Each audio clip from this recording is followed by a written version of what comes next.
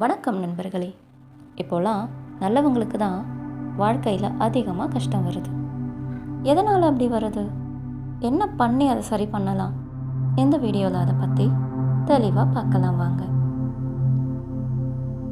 நான் யாருக்கும் கெடுதல் செய்யலை, ஆனால் ஏன் எனக்கு மட்டும் இவ்வளவு கஷ்டம் வருது? இந்த கேள்வி ஒரு நாள் எல்லா நல்ல மனசுக்கும் வரும். சில பேர் இருப்பாங்க, அவர்கள் யாரையும் வெறுக்க மாட்டார்கள். யாராவது கஷ்டப்பட்டா உடனே உதவ நினைப்பார்கள். தங்களிடம் எதுவும் இல்லாத நேரத்திலும் கூட மற்றவர்களுக்கு ஏதாவது செய்யணும் என்று நினைப்பார்கள். ஆனால் வாழ்க்கை அதிகமாக காயப்படுத்துவது அவர்களைத்தான். ஏன் தெரியுமா? ஏன்னா நல்ல மனசு இருக்கும் மனிதர்கள் அதிகமாக உணர்வார்கள். சின்ன வார்த்தையையும் மனசுக்குள் வைத்துக் கொள்வார்கள். ஒரு புறக்கணிப்பையும் அமைதியாக சுமப்பார்கள். ஒரு ஏமாற்றத்தையும் வெளியே காட்டாமல் தாங்கிக் கொள்வார்கள். வெளியில் சிரிப்பார்கள், ஆனால் உள்ளுக்குள் மெதுவாக உடைந்து கொண்டிருப்பார்கள். சில நேரங்களில் நல்லவர்கள் எல்லோரையும் தங்களைப் போலவே நினைப்பார்கள். நான் யாருக்கும் கெடுதல் செய்யலை, அதனால் எனக்கும் கெடுதல் செய்ய மாட்டாங்க அப்படின்னு நம்புவார்கள். ஆனால் உலகம் அவ்வளவு எளிமையானது இல்லை. அதனால்தான் நல்ல மனசுகள் அதிகமாக ஏமாறுகிறது. ஒருவரை உண்மையாக நம்புவார்கள், பிறகு அதே மனிதரால் காயப்படுவார்கள்.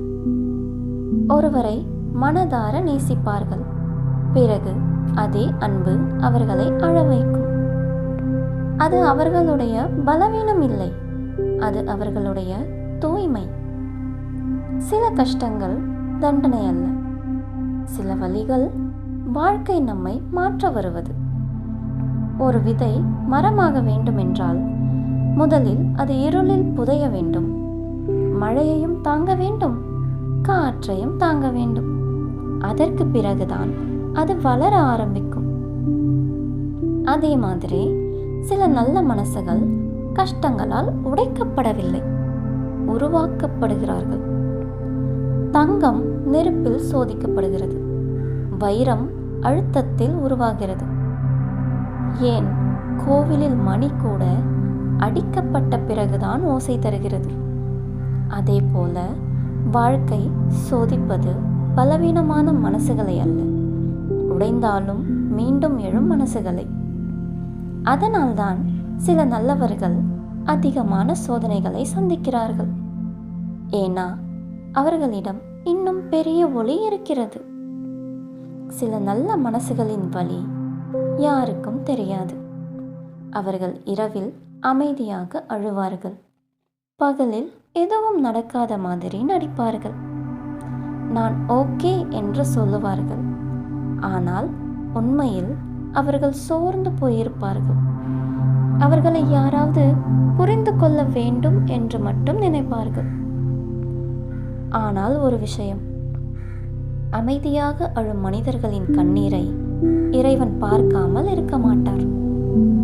நீங்கள் இழந்த சில விஷயங்கள் உண்மையில் இறைவன் உங்களை காப்பாற்றிய விஷயங்களாக இருக்கும். இன்று புரியாத வலி ஒரு நாள் கண்டிப்பாக புரியும். இன்று கிடைக்காத அமைதி ஒரு நாள் உங்கள் வாழ்க்கையை முழுவதும் நிரப்பும்.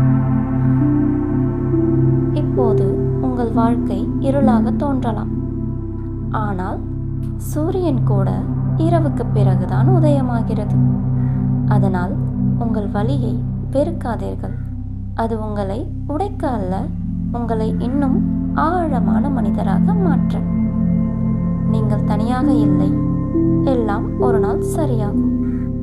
இந்த வீடியோ உங்களுக்கு பிடித்திருந்தால் லைக் செய்யவும், கமெண்ட் செக்ஷனில் உங்கள் கருத்துக்களை பகிரவும். மேலும் இது போன்ற வீடியோக்களுக்கு நமது சேனலை சப்ஸ்கிரைப் செய்யவும். நன்றி, வணக்கம்.